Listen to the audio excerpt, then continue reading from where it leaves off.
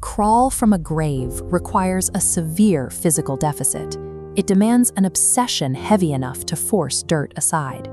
To understand how this specific kind of obsession operates, we have to examine its anatomy. When Andrew Hozier-Byrne released Work Song, he packaged it within the architectural framework of a traditional gospel blues labor chant. This structural choice is deliberate. Hozier actively hijacks the vocabulary of physical exhaustion and institutional religion. He repurposes these terms to construct a manifesto dedicated to secular, earthly devotion. We are going to perform a microscopic sequential autopsy of this poetic architecture. By isolating specific lines, we can track exactly how traditional symbols are inverted by their surrounding syntax. Dissecting this facade line by line exposes a track that masquerades as a spiritual hymn while executing a somatic human agenda. The song opens with a physical deficit. Boys workin' on empty. Is that the kind of way to face the burning heat? The phrase workin' on empty establishes a baseline of existential depletion. The burning heat frames this labor as Sisyphean, punishing and unrewarding. Hozier deploys the imagery of a physical laborer to signify a deeper spiritual burnout. Then the focus snaps inward. I just think about my baby. I'm so full of love I could barely eat. The emptiness of the labor is immediately countered by the weight of this somatic fullness. This love replaces physical nourishment, overriding biological imperatives. Devotion becomes the only sustaining currency. The text introduces a rejection of paradise. There's nothing sweeter than my baby. I'd never want once from the cherry tree. The cherry tree is an Edenic illusion, the symbol of divine reward. The narrator elevates the earthly lover above the promise of heaven. This choice comes with physical consequences. 'Cause my baby's sweet as can be, she give me toothaches just from kissin' me. A poetic paradox sits inside this couplet. The extreme sweetness of the interaction directly induces decay. Devotion here is a visceral reality. It is a physical commitment that inflicts a tangible toll on the body. The lyrics dismantle the sterile promises of institutional religion, preferring a love exacting a physical cost. When my time comes around, lay me gently in the cold, dark earth. In lyrical theology, this is the eschatological trope, the formal acceptance of one's final destination. Initially, the surface narrative plays into a traditional folk and gospel acceptance of mortality. But then the text pivots. No grave can hold my body down. I'll crawl home to her. Examine the word grave. In standard linguistics, its defining feature is finality. Here, that finality is overwritten. The grave ceases to be an end state. Now, look at the word crawl. In most contexts, crawling denotes a loss of agency, the movement of the injured, the exhausted, or the defeated. The syntax inverts this meaning. Crawling becomes a highly volitional, weaponized act of defiance. This specific semantic inversion forms the architectural core of the song's facade. The ultimate symbol of physical defeat is abruptly reduced to a mere logistical obstacle for raw human devotion. I was 3 days on a drunken sin. I woke with her walls around me. The 3 days is a Christological illusion, mirroring the time between the crucifixion and the resurrection. The narrator rewrites this sacred timeline as an earthly bender.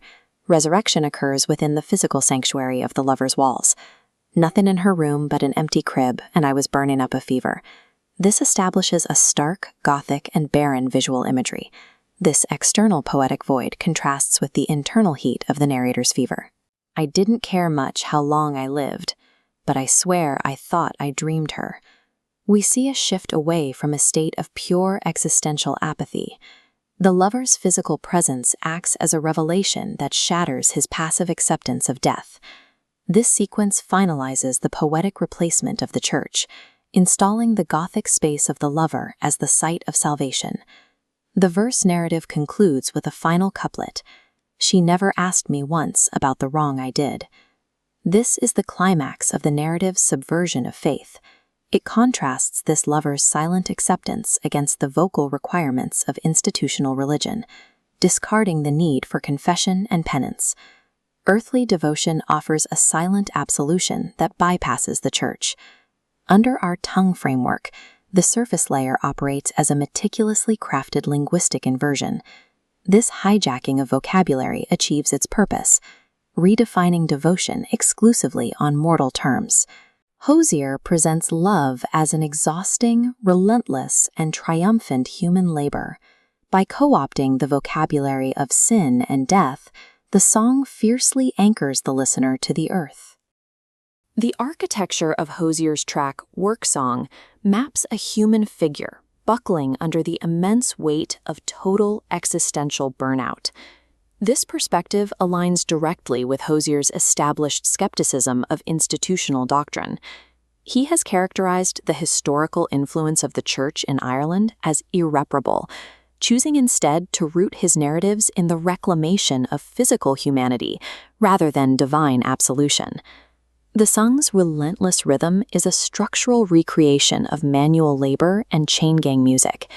These are historically specific work songs, meticulously designed to coordinate combined physical effort through intense trauma and deep physical exhaustion. This rhythmic grounding dictates a specific anatomical reality for the weary protagonist. By mimicking the repetitive pulse of physical labor, the song forces the speaker into a state of Kierkegaardian sickness unto death, a system depleted by its own mechanical requirements. Devotion in this context behaves as a physical requirement rather than a spiritual escape. It is a form of grueling labor that must be performed by a body with no remaining energy reserves. Love does not replenish this body, it simply provides the direction for its remaining momentum. The mechanics of this survival are located in the specific behavior of the song's language. The song operates through semantic inversion, a process where the text forces words to labor against their own strict dictionary definitions. The lyrics employ a vocabulary of death and depletion, graves, earth, and fevers, to generate a dominant mood of defiance. In this framework, love functions as a biological debt rather than a healing or restorative force. We can track this physiological and semantic data chronologically through the song's progression. Ultimately, this linguistic autopsy reveals exactly how the speaker constructs a rigid survival mechanism out of total physical collapse. This tagging of the song's content confirms a baseline of lonely labor in the opening lyric, boys working on empty. The word empty identifies a state of somatic bankruptcy, establishing the central tension where devotion is required even when the body has reached its limit. The burning heat described in the first verse represents the literal thermodynamic friction of systemic pressure on the speaker's body. This leads to an immediate physiological paradox. I'm so full of love I could barely eat. Devotion here overrides the baseline biological imperative for food. It mimics the clinical symptoms of starvation to maintain its own focus. This internal state's intensity isolates the protagonist from the practical needs of his fellow laborers. Love behaves as a structurally identical twin to illness, an obsession that further drains the physical vessel. The second couplet reinforces this biological focus through refusing to want once from the cherry tree. The cherry tree serves as a theological stand-in for original sin and institutional doctrine. The speaker rejects the vertical axis of divine interaction in favor of the horizontal reality of the beloved. This earthly devotion has a biological cost. She give me toothaches just from kissing me. The text maps devotion to actual physical decay, framed as metaphorical cavities. By choosing this earthly connection over divine grace, the speaker accepts that the labor of love will degrade his physical body. The lyric, "Lay me gently in the cold dark earth," carries a semantic tag of resignation, accepting physical termination and assigning the phrase absolute finality. The semantic inversion occurs in the following line, "No grave can hold my body down." The text strips the noun grave of its finality. Death is demoted from a permanent state to a temporary logistical hurdle. This inversion extends to the verb crawl in the line, "I'll crawl home to her." In a standard dictionary context, crawling implies a state of humiliation or physical defeat. The song injects volition into the word, transforming crawling into an assertion of agency. The miracle is not rebirth, but the continuation of physical movement. Death does not provide rest in this framework. The labor continues underground. Verse 2 returns to the speaker's somatic state, burning up a fever. This fever represents a point of physical apathy, where the speaker no longer cares for his own survival. In this state, he identifies a form of transactional grace. She never asked me once about the wrong I did. The wrong I did establishes a heavy moral debt that the speaker carries. The beloved offers an acceptance that bypasses the theological audit of organized religion. The song then reduces to the relentless repetition of the outro, "I'll crawl home to her." This ritualistic reduction proves that devotion is ultimately an endless physical endurance loop. The macro structure of the song tracks a clear psychological progression across its structural units.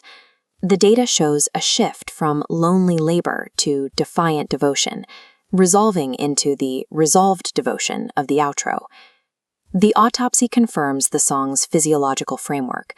Love does not rescue or heal the human body. Instead, love functions as unpaid labor, a chosen burden. In an exhausting system, this burden provides the only directional gravity and purpose available to the speaker. The speaker is not saved from the grave. He is given a coordinate to crawl toward.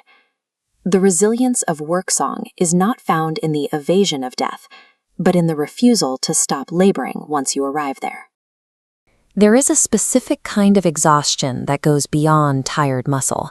It is a depletion that hollows out the spirit until only the mechanical act of moving forward remains. Since its release, Hozier's work song has been cemented in pop culture as a dark, sweeping romantic ballad, frequently selected as a wedding anthem. It uses the architecture of gospel and Delta blues, but beneath that sonic surface lies a philosophical engine that operates through repetition and friction. The lyrics strip away the traditional Christian concept of unearned grace, exposing a colder logic at work. Work song functions as a manifesto of human autonomy, asserting presence within a completely indifferent universe. This assertion relies on a linguistic tool called semantic inversion. Hozier takes words that inherently carry negative features, words associated with defeat and finality, and forces them to mean their opposite. The song's entire lexicon is built from a vocabulary of physical exhaustion, grinding labor, and the ultimate finality of death. Theological salvation typically operates on a vertical axis, where a higher power reaches down to rescue humanity. Work song replaces this with a horizontal axis of human labor dragging itself forward. The speaker is severed from divine grace, standing alone in a spiritual void where no rescue is coming from above. The lyrics construct a self-determined system of meaning using the only currency available in this void, physical exhaustion and raw human will. The song breaks from the divine most explicitly in the bridge, where the speaker directly addresses the concept of heavenly forgiveness. He sings, "If the Lord don't forgive me." He accepts total spiritual condemnation, making no attempt at repentance. He follows this by stating, "Heaven and hell were words to me." The entire vertical axis of divine morality is reduced to powerless vocabulary. In the mid-20th century, philosopher Jean-Paul Sartre articulated the concept of radical subjective freedom, the idea that in the absence of a divine moral compass, humans are responsible for defining their own purpose. By dismissing the Lord's forgiveness, the speaker mirrors Sartre's philosophy, claiming complete autonomy over his existence. Instead of looking up, he looks across.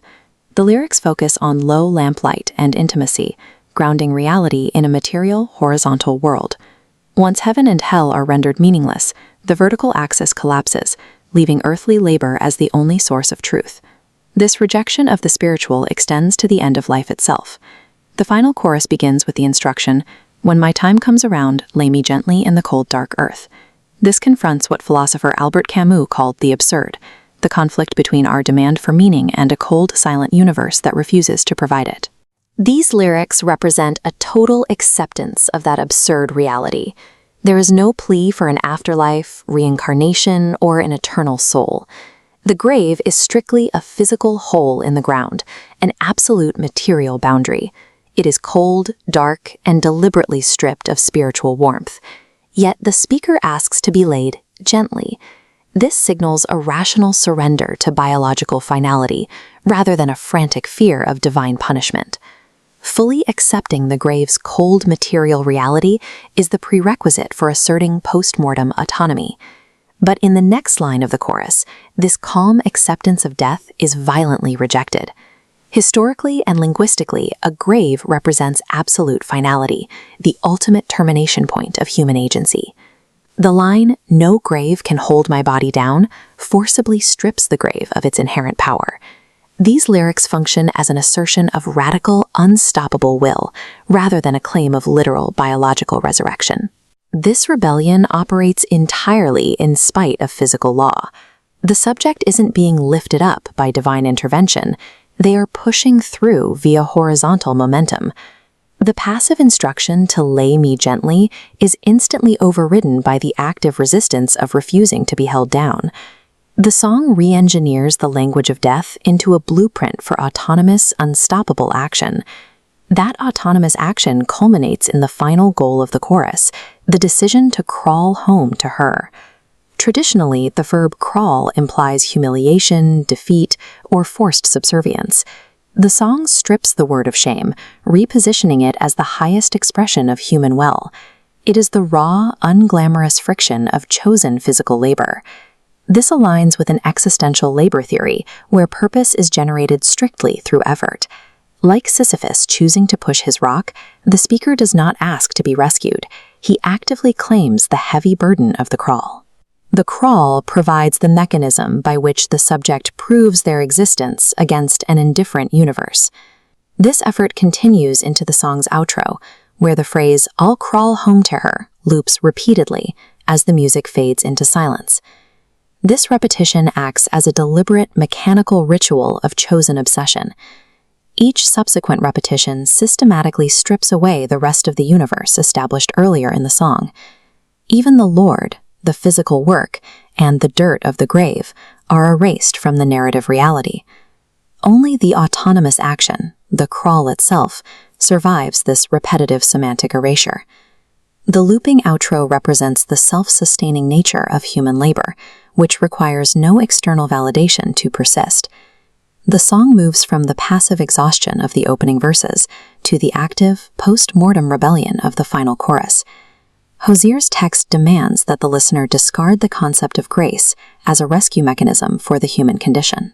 The cold, dark earth and the silence of heaven establish a blank canvas upon which human autonomy must be written. Survival requires relentless, continuous forward momentum. Human beings do not survive the absurd by waiting for vertical salvation. We survive by manufacturing our own labor and crawling forward by our own radical free choice.